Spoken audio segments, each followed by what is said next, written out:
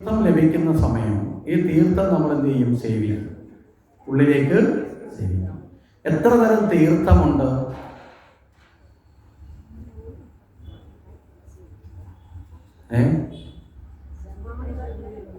ഏതാണ്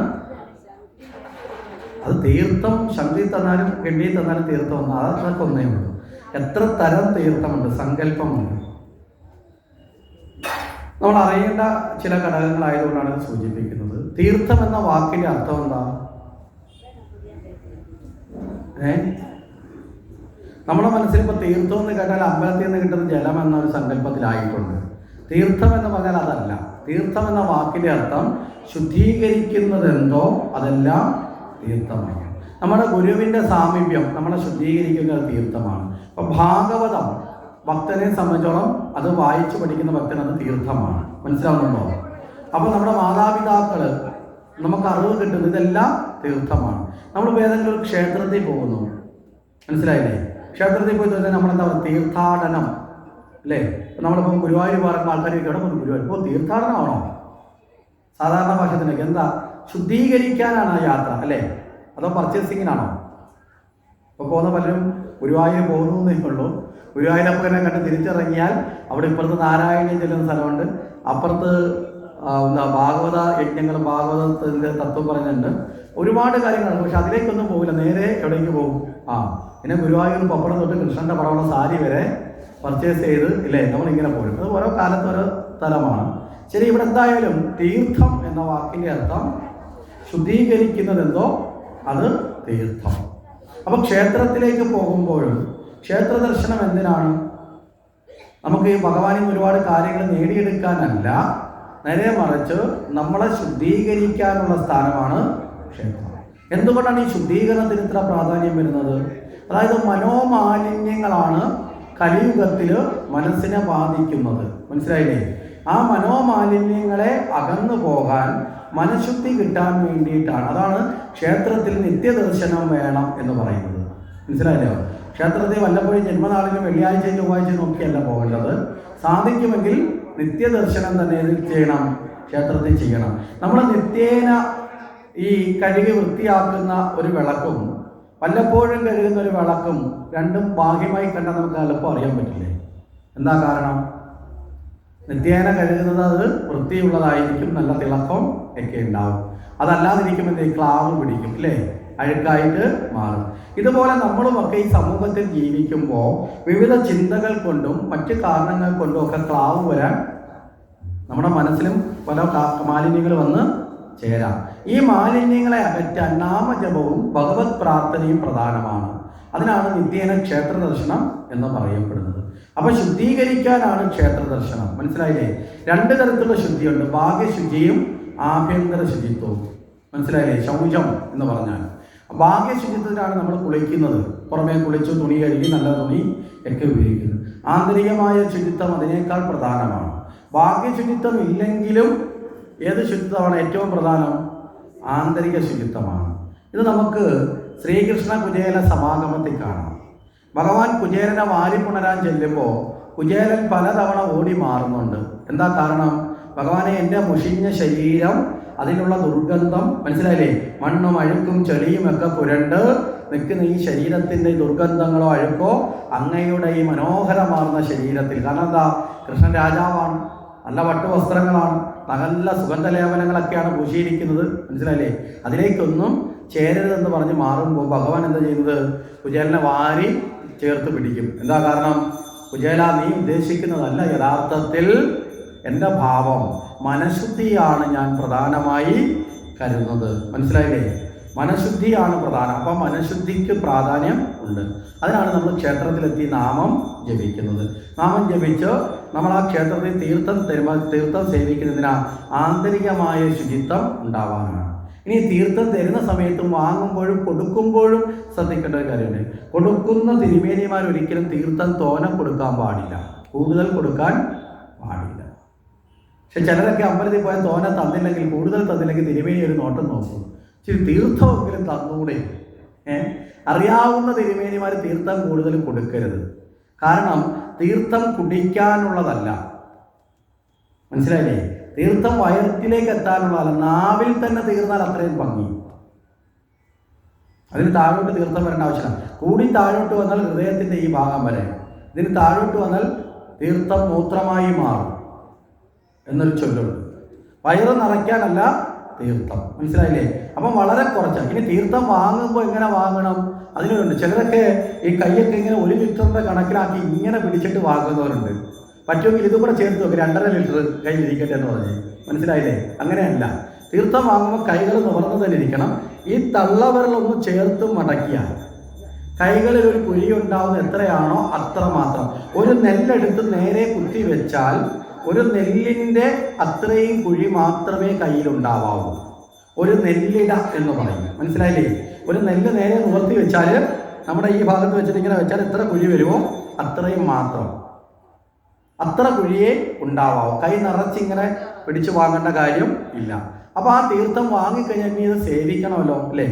ആന്തരികമായിട്ട് എങ്ങനെയാണ് സേവിക്കേണ്ടത്? ഒരു കാരണവശാലും തീർത്ഥം സേവിക്കുന്ന കൈകൾ ചുണ്ടിൽ സ്പർശിക്കാൻ പാടില്ല. ചുണ്ടിൽ സ്പർശിച്ചാൽ അത് എന്തായി മാറി? അത് ഉച്ഛിഷ്ടഭാവത്തിലേക്ക് എത്തപ്പെട്ടു. ആ കൈകളിൽ പിന്നെ ചന്ദനമോ പ്രസാദമോ ഒരു വഴിപാടും വാങ്ങാനും പാടില്ല. അങ്ങനെ നമ്മൾ ഈ സ്പർശിച്ചു കഴിഞ്ഞാൽ എന്ത് ചെയ്യണം? പുറത്തിറങ്ങി കൈ കഴുകിയിട്ട് പിന്നെ ചെല്ലണം. പക്ഷേ നമ്മൾ തിരക്കുള്ള ക്ഷേത്രത്തിൽ അത് സാധിക്കില്ല. അപ്പോൾ പിന്നെ എന്ത് ചെയ്യണം? സ്പർശിക്കാതിരിക്കാനൊക്കെ പരിശീലിക്കണം, മനസ്സിലായില്ലേ? ചുണ്ടിൽ തട്ടരുത്. നേരെ നാവിലേക്കാണ് തീർത്ഥം ഒഴിക്കേണ്ടത്. നാവ് പുറത്തോട്ട് നീട്ടി നാവിലേക്ക് തീർത്ഥം സേവിക്കണം. നാവിൽ 1-2 തുള്ളി വീണാൽ മതി. കാരണം ന്യൂറോ സംബന്ധമായി നമ്മുടെ ബ്രെയിനെ ഉത്തേജിപ്പിക്കാനുള്ള മന്ത്ര ചൈതന്യമാണ്, ദേവചൈതന്യമാണ് തീർത്ഥത്തിലൂടെ നമുക്ക് ലഭിക്കുന്നത്, മനസ്സിലായില്ലേ? അപ്പം നാവ് പുറത്തോട്ട് നീട്ടുമ്പോഴുള്ള പ്രത്യേകത എന്താ വെച്ചാൽ നമ്മളിൽ ജാഗ്രത ഭാവം ഉണരും. മനസ്സിന് 3 ഭാവമുണ്ട്: സ്വപ്നം, സുഷുപ്തി, ജാഗ്രത. അതിൽ ജാഗ്രത ഭാവത്തെ ഉണർത്തുന്നതാണ്. നാക്ക് പുറത്തോട്ട് നീട്ടിക്കൊണ്ട് നിങ്ങൾ ആർക്കെങ്കിലും ഉറങ്ങാൻ പറ്റുമോ? പറ്റില്ല. നാക്ക് പുറത്തോട്ട് നീട്ടിക്കൊണ്ട് മനോരാജ്യം കണ്ടുകൊണ്ടിരിക്കാൻ പറ്റുമോ? പറ്റില്ല. ശ്രമിച്ചു നോക്കിയാൽ വീട്ടിൽ പോയി ഇവിടെ നിന്ന് നീട്ടണ്ട. കണ്ടിരിക്കുമ്പോൾ എനിക്കൊരു പേടി വരും. ചിലപ്പോൾ ഉഗ്രരൂപമൊക്കെ ഇതുവരെ കണ്ട ശാന്തരൂപത്തിലുള്ളവരൊന്നും അല്ലേ ഇവർ എന്നറിയുമ്പോൾ ഇനി 3 ദിവസം കൂടി പോകണ്ടേ? അപ്പോൾ അതുപോലെ നാക്ക് പുറത്തോട്ട് നീട്ടിക്കൊണ്ട് സ്വപ്നം കാണാനും പറ്റില്ല. കാരണം നാക്ക് പുറത്തോട്ട് നീട്ടുമ്പോൾ എന്താ സംഭവിക്കുക? നമ്മുടെ ഈ ജിഗ്വയോട് ചേർന്നിട്ടുള്ള നാഡികളൊക്കെ വലിയും, മനസ്സിലായില്ലേ? നമ്മുടെ അമൃത ബിന്ദു എന്നൊരു സ്ഥാനമുണ്ട് നാക്കിന് തൊട്ട് മുകളിൽ, കണ്ടനാളത്തിന് നേരെ മുകളിൽ, നമ്മുടെ മൂക്കിൻ്റെയും നാവും കൂടി ചേരുന്നൊരു സ്ഥലത്ത്. അവിടെയാണ് അമൃതവർഷിണി എന്ന ഭാവത്തിൽ അവിടെ അമൃത പൊഴിയുന്നു എന്ന് പറയുന്നൊരു സ്ഥാനമുണ്ട്. യോഗയിലൊക്കെ പറയും, യോഗ സാധനയിൽ സമാധി അവസ്ഥയിൽ നാവ് മുകളിലേക്ക് മടക്കി അമൃത ബിന്ദുവിൽ സ്പർശിച്ച് വെച്ചിരുന്ന് വേണം ധ്യാനിക്കാൻ എന്ന് പറയും, മനസ്സിലായില്ലേ? ഈ നാവ് നമ്മൾ അടിയിലോട്ട് മടക്കുന്നത് തിരിച്ചു മടക്കണം മുകളിലോട്ട്. അത് നേരെ ഉള്ളണ്ണാക്കിൽ കൊണ്ടുപോയി നാവിൻ്റെ തുമ്പ് അവിടേക്ക് സ്പർശിച്ച്, ആ സ്പർശിച്ച് വെച്ചുകൊണ്ടിരുന്ന നിങ്ങൾ ഓംകാരം ഒന്ന് ജപിച്ചു നോക്കേ. ഒരു 10 തവണ നിങ്ങളൊരു 90 ദിവസം ജപിച്ചാൽ നിങ്ങൾക്ക് മനസ്സിലാക്കാൻ പറ്റും അതിൻ്റെ പ്രത്യേകത എന്താണ്, മനസ്സിലായില്ലേ? നമ്മുടെ ബ്രെയിനൊക്കെ വളരെ കൂളിങ്ങായി മാറും. ശരീരത്തിലെ ഹൈ BP എല്ലാം നോർമലാവും, മനസ്സിലായോ? നമുക്ക് വളരെ ഒരു ടെൻഷനും ഇല്ലാതെ മനസ്സിനെ ശാന്തമാക്കാൻ, ഏകാഗ്രതയിലേക്കൊക്കെ എത്താൻ പറ്റും. ആ അമൃത ബിന്ദു എന്ന തത്വത്തിൽ ആ നാവിൻ്റെ ഏറ്റവും മുകളിൽ, അതായത് നാവ് ആരംഭിക്കുന്നതിന് തൊട്ട് മുകളിലുള്ള ഉള്ളണ്ണാക്കെന്ന് പറയും നമ്മൾ സാധാരണ ഭാഷയിൽ പറഞ്ഞാൽ, അവിടേക്ക് താലു എന്ന് പറയുന്ന സ്ഥാനത്ത് നമ്മുടെ നാവിൻ്റെ തുമ്പ് പോയിട്ട് ടച്ച് ചെയ്യുന്നത്. അപ്പോൾ നാക്ക് പുറത്തോട്ട് നീട്ടുമ്പോൾ എന്ത് ചെയ്യും? ഈ അമൃത ബിന്ദുവിലേക്ക് പോകുന്ന രക്തപ്രവാഹത്തെ കൊടുക്കുന്ന നാഡികളെല്ലാം വികസിക്കും. നാക്ക് പുറത്തേക്ക് വലിയുമ്പോൾ, മനസ്സിലായില്ലേ? അത് വികസിച്ച് വരും. നമ്മുടെ ബ്രെയിൻ മൊത്തത്തിലൊരു ജാഗ്രത സ്വഭാവം, ഉണർന്നിരിക്കുന്ന അവസ്ഥയിലേക്ക് വരും. അപ്പം നമ്മളിലേക്ക് വരുന്ന തീർത്ഥം വളരെ വേഗത്തിൽ വികസിതമായ സ്ഥലങ്ങളിലൂടെ എല്ലായിടത്തേക്കും പടർന്ന് നമ്മുടെ ശിരോഗ്രന്ഥികളെ മുഴുവൻ ഊർജ്ജവൽക്കരിക്കും, ഉത്തേജിപ്പിക്കും, മനസ്സിലായില്ലേ? അപ്പോൾ തീർത്ഥം കൊണ്ട് നമ്മുടെ ഏകാഗ്രതയും നമ്മുടെ ജ്ഞാനശക്തിയൊക്കെ വർദ്ധിപ്പിക്കുകയാണ് തീർത്ഥം ചെയ്യുന്നത്. കാരണം നമ്മുടെ ശരീരം മുഴുവൻ ശുദ്ധമാക്കുക എന്ന് പറഞ്ഞാൽ ചിന്തകൾ ശുദ്ധമാവുക. ചിന്തകൾ ശുദ്ധമായാൽ ശരീരത്തിന് ആന്തരികമായ ശുദ്ധി എത്തിക്കഴിഞ്ഞു. കാരണം ആന്തരികമായി ശരീരത്തെ മലിനമാക്കുന്നത് എന്താണ്? ചിന്തകളാണ്. 2ാമത്തെ സ്ഥാനം ഭക്ഷണത്തിനുണ്ട്. പക്ഷേ വേണ്ടാത്തതൊക്കെ അത് സ്വാഭാവികമായ അല്ലേ ഡൈജസ്റ്റിംഗ് സിസ്റ്റം വഴി അതിന് വേസ്റ്റുകൾ പുറന്തള്ളും. മനസ്സിലായില്ലേ? കുടിക്കുന്ന ജലവും കഴിക്കുന്ന ഭക്ഷണവും ആവശ്യമുള്ളത് സ്വീകരിച്ചിട്ട് ബാക്കി ശരീരം പുറന്തള്ളും. പക്ഷെ ചിന്തകളെ പുറന്തള്ളാൻ ശരീരത്തിന് കഴിവുണ്ടോ? മനസ്സിലായോ? നമ്മൾ കുടിക്കുന്ന വെള്ളത്തെയും ഭക്ഷണത്തിനും വേണ്ടാത്തതിനെ പുറന്തള്ളാനുള്ള കഴിവ് ശരീരത്തിനുണ്ട്. പക്ഷെ ചിന്തകളെ പുറന്തള്ളാനുള്ള കഴിവ് ഇല്ല. അവിടെ എന്ത് ചെയ്യണം? അവിടെയാണ് ഈശ്വര ധ്യാനത്തിൻ്റെയും തീർത്ഥം കൊണ്ടും അതിനെ ശുദ്ധീകരിക്കണം. മനസ്സിലായില്ലേ? അപ്പോൾ അതിനാണ് നമ്മൾ തീർത്ഥത്തെ ഉള്ളിലേക്ക് സേവിക്കുക. ഇനി ഈ തീർത്ഥം സേവിക്കുമ്പോൾ 4 തരം തീർത്ഥങ്ങളുണ്ട്. ദേവതീർത്ഥം, ഗുരുതീർത്ഥം, പിതൃതീർത്ഥം, ആത്മതീർത്ഥം. പ്രധാനമായും 4 തരം തീർത്ഥങ്ങൾ ഉണ്ട്. ദേവതീർത്ഥം, രണ്ടാമത് ഗുരുതീർത്ഥം, മൂന്നാമത് പിതൃതീർത്ഥം, നാലാമത് ആത്മതീർത്ഥം. ആത്മതീർത്ഥമാണ് നമ്മൾ സേവിക്കുന്ന തത്വം.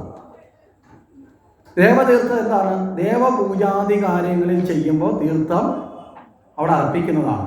അപ്പോൾ ദേവതീർത്ഥം എങ്ങനെ അർപ്പിക്കണം? നമ്മുടെ ഈ കൈകളിൽ തന്നെയാണ് ഈ തീർത്ഥത്തിൻ്റെ സങ്കല്പമുള്ളത്. നേരെ വിരൽത്തുമ്പിലൂടെ ദേവതീർത്ഥം. മനസ്സിലായില്ലേ? പഞ്ച ഇന്ദ്രിയങ്ങളും ഒത്തുചേർന്ന് ഭഗവാനെ നിന്നെ ഞാനിതാ പൂജിക്കുന്നു. നമ്മൾ കൈകളിലൂടെ ഇങ്ങനെ പുഷ്പം അർപ്പിക്കും, ഇങ്ങനെ നമ്മൾ തീർത്ഥമൊഴിക്കും, ഭഗവാൻ അഭിഷേകം ചെയ്യുമ്പോൾ കണ്ടിട്ടില്ലേ? കൈ ഇങ്ങനെ മുകളിൽ വെച്ചിട്ട് കൈകളിലൂടെയാണ് നമ്മൾ ഭഗവാൻ അഭിഷേകം നടത്തുന്നത്. അപ്പോൾ പഞ്ച ഇന്ദ്രിയങ്ങളും ചേർന്ന് ഭഗവാനിലേക്ക് ചെല്ലുന്നു. നമ്മുടെ ബോധം ഭഗവാനിൽ ഉറപ്പിച്ച് ചെയ്യുന്നതാണ്. അപ്പോൾ ദേവ തീർത്ഥം വിരൽത്തുമ്പിലൂടെ. ഇനി അടുത്തത് ഗുരുതീർത്ഥമാണ്. ഗുരുതീർത്ഥം എന്ന് പറഞ്ഞാൽ എന്താ? ജലമൊഴിക്കലല്ല. ഗുരുവിന് തീർത്ഥം എന്ന് പറഞ്ഞാൽ ദക്ഷിണയാണ്. നമ്മൾ ദക്ഷിണ സമർപ്പിക്കില്ലേ? അപ്പോൾ ഗുരുവിന് നമ്മൾ എടുക്കുന്നത് ലഭിക്കുന്നത് മാത്രമല്ല തീർത്ഥം, കൊടുക്കുന്നതും തീർത്ഥമാണ്.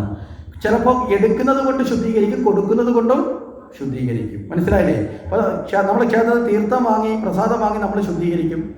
അതുപോലെ തന്നെയാണ് ദാനധർമ്മം ചെയ്യുമ്പോൾ നമ്മൾ ശുദ്ധീകരിക്കുന്നില്ലേ? അപ്പോൾ കൊടുക്കുകയാണ്. അപ്പോൾ എടുക്കുകയും കൊടുക്കുക എന്നുള്ളതല്ല, ശുദ്ധീകരിക്കുന്നതാണ് പ്രധാനം. ഗുരുവിൻ്റെ തീർത്ഥം ദക്ഷിണയാണ്. എങ്ങനെ ദക്ഷിണ കൊടുക്കുന്നത്? നമ്മൾ ട്യൂഷൻ ഫീസ് കൊടുക്കുന്ന ഇങ്ങനെയാണോ? അല്ല. 2 കൈകളിൽ വെച്ച് കൈകളുടെ അടിഭാഗം തുറന്ന്, ഈ ഭാഗം മനസ്സിലായില്ലേ? ഈ ചെറുവിരലിൻ്റെ ഭാഗം തുറന്ന് ഗുരുവിൻ്റെ കൈകളിലേക്ക് സമർപ്പിച്ച് മുകൾ ഭാഗം അടച്ച് കൈകൾ തിരിച്ചെടുക്കണം. കാരണം ലോകത്തെ ബോധിപ്പിച്ചിട്ടല്ല ദക്ഷിണ ഗുരുവിന് കൊടുക്കുന്നത്. എന്താ കാരണം? അളവില്ലാതെ അളവ് വെച്ച് കാണാനും പാടില്ല. ഞാൻ ഇത്ര കൊടുത്തു എന്ന് മറ്റാരെയും കാട്ടേണ്ട കാര്യവും ഇല്ല. അങ്ങനെ കാട്ടുന്നത് എപ്പോഴാ? ഞാൻ ഇത്രയും കൊടുത്തു എന്നുള്ള അഹംഭാവം അല്ലേ? ദുരഭിമാനത്തിലാണ്. എന്ത് കൊടുത്താലും, അതൊരു പുഷ്പമായിക്കോട്ടെ ഒരു നാണയമായിക്കോട്ടെ, എന്ത് കൊടുത്താലും അതാരെയും ബോധിപ്പിക്കാനല്ല, ഗുരുവിനോടുള്ള സമർപ്പണമാണ്. ഇതിലൂടെയാണ് ഗുരുതീർത്ഥം. മനസ്സിലായോ? ഇനി പിതൃതീർത്ഥമാണ് അടുത്തത്. എന്താ ഈ പിതൃതീർത്ഥം എങ്ങനെ കൊടുക്കണം? നമ്മുടെ ഈ ചൂണ്ടുവിരലിൻ്റെയും പെരുവിരലിൻ്റെയും മധ്യഭാഗത്തിലൂടെ കൈകളിൽ ഒഴിക്കുന്ന തീർത്ഥം കൈകൾ ചരിച്ച് പെരുവിരലിലൂടെ ഒഴുകി കൊടുക്കണം. മരണാനന്തര കർമ്മം ചെയ്യുമ്പോൾ മനസ്സിലായില്ലേ? നമ്മൾ ഇങ്ങനെ കൈ ചരിച്ച് ഈ വിരൽത്തുമ്പിലൂടെ ഒഴിച്ചു കൊടുക്കും. ശ്രാദ്ധമൂട്ടുമ്പോൾ ഇങ്ങനെ കൊടുക്കും. എന്താ കാരണം? ഇതിന് ജീവാത്മാവ് എന്നൊരു തത്വമുണ്ട് ഈ വിരലിന്. മനസ്സിലായില്ലേ? ഈ വിരലിന് പരമാത്മാവ് എന്നൊരു തത്വമുണ്ട്. ജീവപരമ ഐക്യമാണ് പിതൃതത്വം അല്ലേ? പിതൃ എന്ന് വെച്ചാൽ ജീവൻ നഷ്ടപ്പെട്ടവരാണ്, മരണപ്പെട്ടവരാണ്. അവരെവിടെ ചേർന്നു എന്നാണ് നമ്മുടെ സങ്കല്പം? പരമാത്മാവിൽ ചേർന്നു അല്ലേ? അപ്പം ജീവപരമൈക്യം.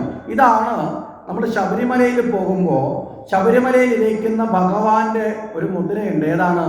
ചിന്മുദ്ര അല്ലേ? എന്താ ഈ ചിന്മുദ്രയുടെ തത്വം? ഇത് ദേവിമാർക്കും എല്ലാം ഭാഗമാണ്, ശബരിമല ഭഗവാന് മാത്രമല്ല. ചിന്മുദ്ര എന്നത് യോഗമുദ്രയിൽ 180-ലധികം മുദ്രകളുള്ളതിൽ ഏറ്റവും പ്രധാനപ്പെട്ട മുദ്രയാണ് ആകാശമുദ്ര, ആദിമുദ്ര, ഭൂമിമുദ്ര, ഗഗനമുദ്ര. ഇങ്ങനെ കുറേ മുദ്രകളിൽ പ്രധാനമാണ് ചിന്മുദ്ര, ബ്രഹ്മമുദ്ര. ഇങ്ങനെ കുറേ മുദ്രകളുണ്ട്. ഈ മുദ്രകളൊക്കെ ഈശ്വര പൂജയ്ക്ക് മാത്രമല്ല, ശരീരത്തിൻ്റെ എനർജിയെ വർദ്ധിപ്പിക്കാൻ, രോഗങ്ങളെ ഇല്ലാതാക്കാൻ, മനസ്സിലായില്ലേ? ഇങ്ങനെ നമ്മുടെ ചിന്തകളെ നിയന്ത്രിക്കാനൊക്കെ സഹായിക്കും. ചിന്മുദ്രയിൽ നമ്മൾ ഈ വെറുതെ കൈകൾ ഇങ്ങനെ പിടിച്ച് നമ്മൾ ചേർത്ത് വെച്ചിട്ട് അതിലേക്ക് ശ്രദ്ധ കൊടുത്ത് നമ്മൾ കുറേ നേരം ഇരുന്നാൽ മാനസികമായ ടെൻഷനൊക്കെ അകലും. ഇന്ന് നമ്മൾ നേരിടുന്ന ഏറ്റവും വലിയ രോഗമാണ് ടെൻഷൻ എന്ന് പറയുന്നത് അല്ലേ? ഇതൊക്കെ അകലും. പഠിക്കുന്ന കുട്ടികൾ ചിന്മുദ്രയിൽ ഇരുന്ന് ഒരു 9 തവണ ദീർഘമായി ശ്വാസം എടുത്ത് ഓംകാരം ഉച്ചരിച്ചിട്ടാണ് അവർ പഠിക്കാൻ നിങ്ങളവരെ തയ്യാറാക്കുന്നതെങ്കിൽ അവർ പഠിക്കുന്ന ഒന്നും അവരുടെ ശിരസിൽ നിന്ന് മായിച്ചാലും മാഞ്ഞു പോയില്ല. മനസ്സിലായോ? നമ്മൾ ഈ ചിന്മുദ്രയിൽ കൈകളെന്ന് വെച്ച് ഇരുന്നിട്ട് നമ്മുടെ ഈ ചൂണ്ടുവിരൽ ഈ പെരുവിരലിൻ്റെതായി തൊട്ടും മധ്യഭാഗത്തായിട്ട് വന്നിങ്ങനെ ചെറിയ ഒരു ബലം കൊടുക്കണം, ഒരുപാട് ബലം ആവരുത്. എന്നാൽ ഒന്ന് തൊട്ടിരിക്കുന്ന ഒരു ചെറിയ, അതായത് 2 ത്വക്കുകൾ തമ്മിൽ അമരണം, മനസ്സിലായില്ലേ? അല്ലാതെ ഒരുപാട് ബലം കൊടുക്കുക. ഒന്ന് അമർന്ന് നിന്നിട്ട് ബാക്കി വിരലുകൾ സ്വാഭാവികമായിട്ടും ചേർത്ത് പിടിക്കണമെന്നൊന്നുമില്ല, നിവർന്നിരിക്കണം. ചേർത്ത് പിടിക്കുമ്പോൾ ഒരു ബലം പ്രയോഗമാണ്, നിവർന്നിരിക്കണം. ഈ രീതിയിൽ കൈകൾ മലർത്തി വെച്ചിട്ട് കൈയുടെ മുട്ട് നിവർത്തി നട്ടെല്ല് നിവർത്തി നേരെ ഇരുന്നിട്ട് നമ്മൾ ഇരുമൂക്കിലൂടെ ശ്വാസം ഒന്ന് ഉള്ളിലേക്ക് എടുത്ത് ദീർഘമായി നമ്മൾ ശ്വാസം പുറത്തേക്ക് വിട്ട് ഓരോ തവണ ശ്വാസം എടുത്ത് പുറത്തു വിടുമ്പോഴും ദീർഘമായി ഓംകാരം ഉച്ചരിക്കണം. മനസ്സിലായില്ലേ? ദീർഘമായി ഓം ഇങ്ങനെ നീട്ടിക്കൊണ്ടുപോയി ചേർക്കണം. മനസ്സിലായില്ലേ? ഓം ഓം ഇങ്ങനല്ല. അത് അകാരം, ഉകാരം, മകാരം. 15 മാത്ര അകാരം, 15 മാത്ര ഉകാരം, 70 മാത്രയിൽ മൂ എന്നുള്ള ശബ്ദം നീണ്ട് അത് നാദമായി ബിന്ദുവിൽ ചേരണം. അപ്പോൾ സാക്ഷാൽ ശിവപാർവതി സമാഗമമായി മാറും. മനസ്സിലായില്ലേ? അങ്ങനെയാണ് ഓംകാരത്തിൻ്റെ പഞ്ചവിധി എന്ന് പറയുന്നത്. അങ്ങനെ ദീർഘമായി ചൊല്ലിക്കഴിഞ്ഞാൽ ആ വ്യക്തിയുടെ ഓർമ്മശക്തി, ഏകാഗ്രതയൊക്കെ വർദ്ധിക്കും, മനസ്സ് ശാന്തമാവും, ഡിപ്രഷനുകൾ ഇല്ലാതിരിക്കും. ഇന്നത്തെ കാലത്ത് ഏറ്റവും കൂടുതൽ കുട്ടികൾ അനുഭവിക്കുന്ന ഡിപ്രഷനാണ്, വിഷാദ രോഗങ്ങൾ, അല്ലേ? പല കാരണങ്ങൾ കൊണ്ട്. എന്താ കാരണം? വീട്ടിൽ അവർക്കൊപ്പം സഹകരിക്കാൻ ചിലപ്പോൾ ഒന്നിലധികം സഹോദരങ്ങളില്ലാത്ത വീടുകളുണ്ട്, കളിക്കാൻ നല്ല കൂട്ടുകാരില്ലാത്ത വീടുകളുണ്ട്, പലതരത്തിലുള്ള വീട്ടിലുള്ള മാനസിക പ്രശ്നങ്ങൾ അഭിമുഖീകരിക്കുന്നു. മാതാപിതാക്കളുടെ സ്നേഹം കൃത്യമായ നിലയിൽ കിട്ടാതെ മാതാപിതാക്കൾ മക്കൾക്ക് വേണ്ടി പണം ഉണ്ടാക്കാൻ ഓടുന്ന കാലത്ത് അവർ ജീവിക്കുന്നത്.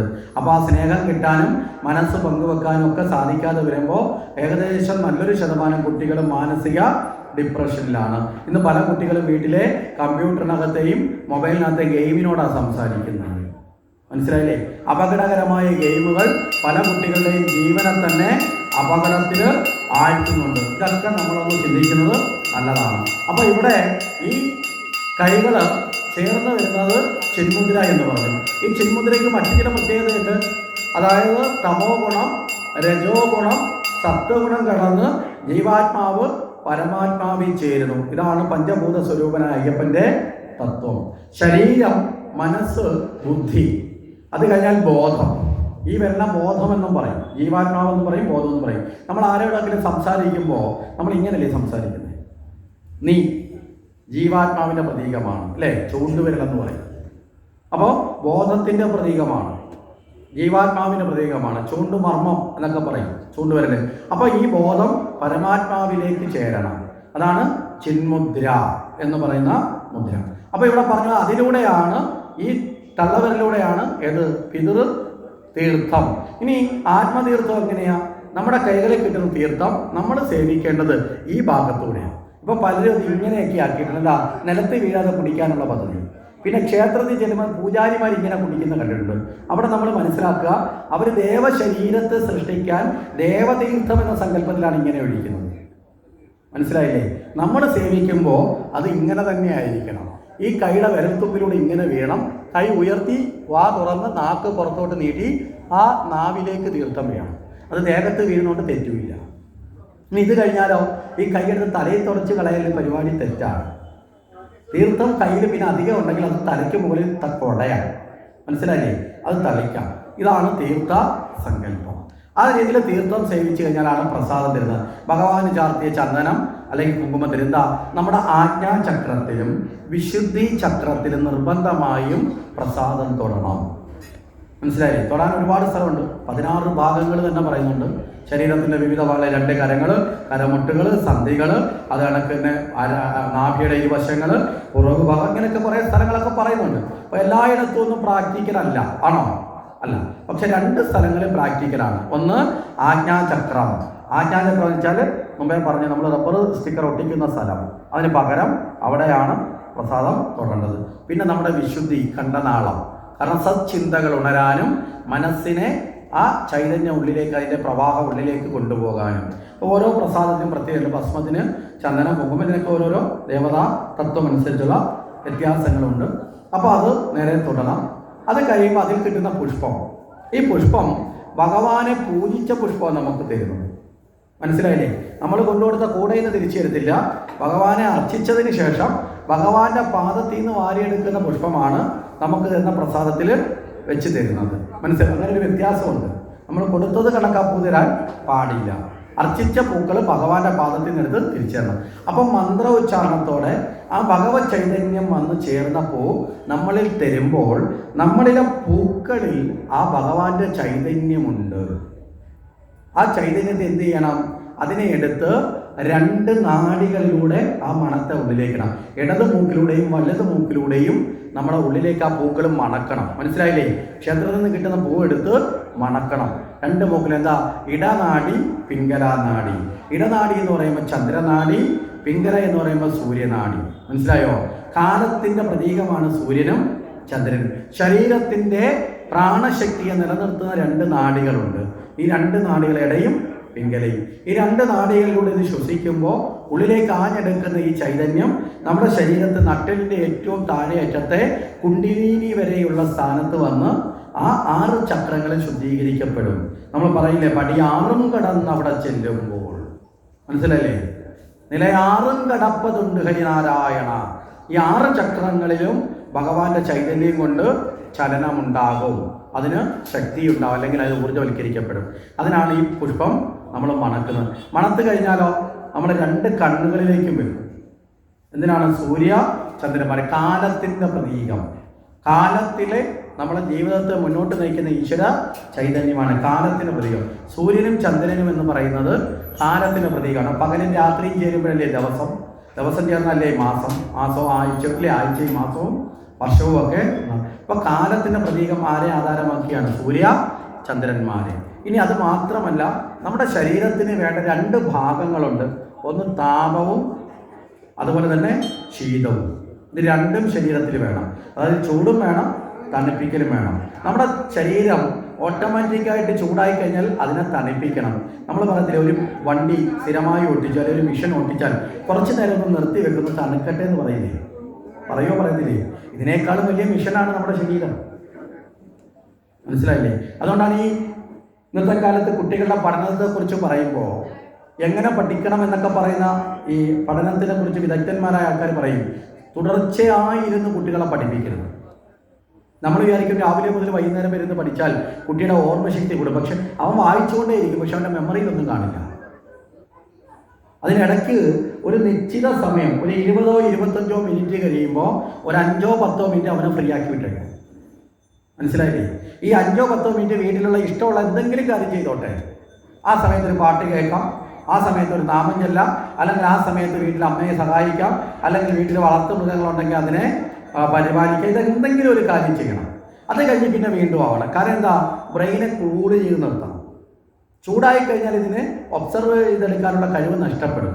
നമ്മളെ മിഷൻ ചൂടായി കഴിയുമ്പോൾ തേയ്മാനമല്ലേ, കൂടുതൽ ചൂടാകുമ്പോൾ നമ്മൾ അറിഞ്ഞില്ലേ, അത് ചൂടായി കഴിഞ്ഞാൽ അതിൻ്റെ കപ്പാസിറ്റി കുറയും, അതിൻ്റെ ആയുസ് കുറയും. ശരീരത്തിൽ നിങ്ങളൊന്ന് ആലോചിച്ച് നോക്കാൻ, ഏറ്റവും വലിയ യന്ത്ര സംവിധാനം ഉള്ളതില്ലേ ശരീരം. നമ്മളൊരു 25 വർഷം മുമ്പ് കണ്ട ഒരാളിനെ പെട്ടെന്നൊന്ന് കണ്ടപ്പോൾ 25 വർഷം മുമ്പുള്ള അല്ലേ ഫ്ലാഷ് ബാക്കിൽ പോയി ഫിലിം എടുത്ത് ഇപ്പോൾ ഇരിക്കുന്ന ആളുമായിട്ട് സാമ്യം ചെയ്ത് ആ മീശ ഇച്ചിരി കലത്തിട്ടുണ്ട്, ആ കണ്ണ് അത് തന്നെ, മൂക്ക് ഇത് തന്നെ, ഒരു സെക്കൻഡിനുള്ളിൽ നമ്മൾ അയാളെ ഗോപാലാന്ന് വിളിക്കത്തില്ലേ? എന്താ കാരണം? 25 വർഷം മുമ്പ് കണ്ട ബ്ലൂ പ്രിന്റിനെ എടുത്ത് സെക്കൻഡുകൾക്കുള്ളിൽ അല്ലേ നമ്മുടെ മുന്നിൽ അനാവരണം ചെയ്യാനുള്ള കഴിവാർക്കുണ്ട്? ബ്രെയിനുണ്ട്.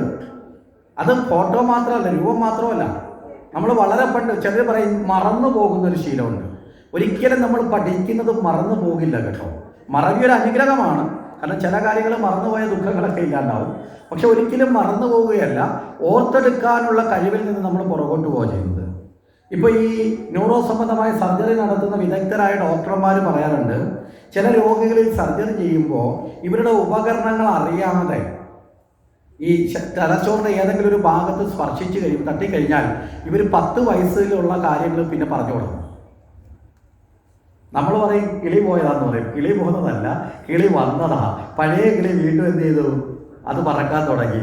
10 വയസ്സിൽ അവരുടെ അനുഭവത്തിലുള്ള മറന്നുപോയെന്ന് പറഞ്ഞതും സ്കൂളിൽ പഠിച്ചതുമൊക്കെ അവരന്നേരെ പറയാൻ തുടങ്ങി. കാരണം എന്താ? ഈ ചില സ്പർശം കൊണ്ട്, ചില സ്പന്ദനം കൊണ്ട്, ചില തട്ടൽ കൊണ്ട് ആ ബ്രെയിൻ ഉണർന്നു. അപ്പോൾ പഠിച്ചതൊന്നും ഒരിക്കലും മറക്കില്ല. അതെല്ലാം നമ്മുടെ ഉള്ളിൽ തന്നെ കൃത്യമായിട്ടുണ്ട്. അതിനെ ഓർത്തെടുക്കാനുള്ള കഴിവിനെ, അതിനെ എന്താണ്, നമ്മുടെ ബ്രെയിനെ കൃത്യമായി നമ്മൾ ഉപയോഗിക്കണം. മനസ്സിലായില്ലേ? വാരി വലിച്ചിട്ട് ഉപയോഗിക്കരുത്. അതിനൊരു ചിട്ടയുണ്ട്. ഓരോന്നിനെയും ഓർത്തെടുക്കേണ്ട ചിട്ടയുണ്ട്. ഓരോന്നിനെയും വ്യത്യസ്തമായി. ഇപ്പോൾ പഠനത്തിൽ തന്നെ ഇരിക്കുന്ന കുട്ടികളെ കുറിച്ച് പറയുമ്പോൾ പറയും 2 തരം ബുദ്ധികളാണ് കുട്ടികളിലുള്ളത്. മൂങ്ങാ ബുദ്ധിയും കാക്കാ ബുദ്ധി എന്ന് പറയും. കാക്കാ ബുദ്ധി എന്ന് പറഞ്ഞാൽ എന്താ? കാക്ക നേരത്തെ കയറി കിടന്നുറങ്ങും, അതിന് ഓവിലെ എണീക്കും അല്ലേ? 6:30-7 മണിയാകുമ്പോൾ കാക്ക കൂട്ടി കയറും, ഉറക്കം തുടങ്ങും. പക്ഷെ ഒരു 3 മണിയാകുമ്പോൾ എണീക്കും. ചില കുട്ടികൾ അങ്ങനെയാണ്, നേരത്തെ ഉറക്കം വരും, സന്ധ്യ ആയി കഴിഞ്ഞാൽ ഉറക്കം വരും. അവരെ അങ്ങനെ ഉറങ്ങാൻ വിട്ടേക്കണം. അവരെ പിടിച്ചിരുത്തി പഠിപ്പിക്കരുത്. കാരണം എന്താ? അവർ പഠിക്കുന്നത് വെറും ചടങ്ങായിരിക്കും. അവരെ ഉറക്കാൻ വിട്ടിട്ട് എന്ത് ചെയ്യണം? രാവിലെ ഉണരുമ്പോൾ ആ സമയത്ത് പഠിക്കാൻ വിനിയോഗിക്കണം. ഇനി മൂങ്ങാം ബുദ്ധി എന്ന് പറഞ്ഞാൽ എന്താ? ചിലർക്ക് രാവിലെ 8 മണി വരെ ഉറങ്ങണം, പക്ഷെ രാത്രി 1 മണി വരെ അവർ ഉണർന്നിരിക്കും. അങ്ങനെയുള്ളവർ ആ സമയത്ത് അതിന് വിനിയോഗിക്കണം.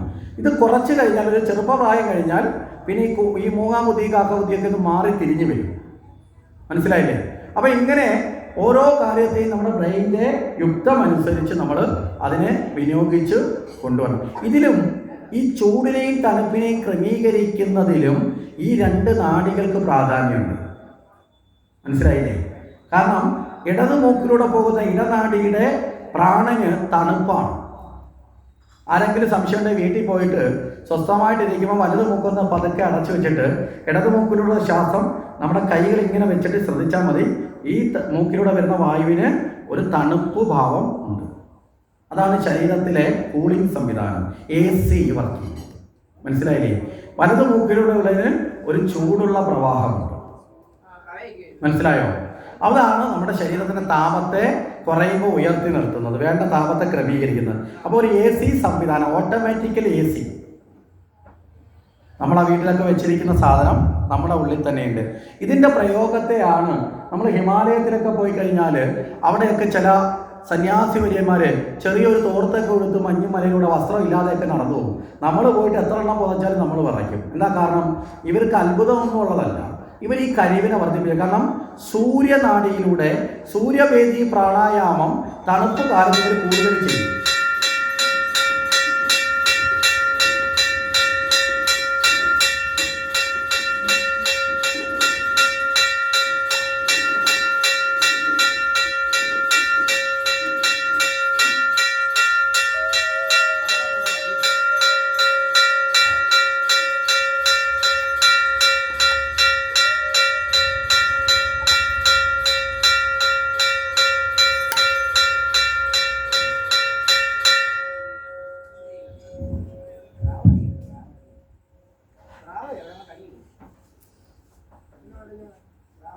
അപ്പൊ ഇവിടെ പറഞ്ഞു വന്നത് ഈ തണുപ്പ് കാലത്ത് ഇവര് ഈ സൂര്യഭേദി എന്ന പ്രാണായാമം ചെയ്യും.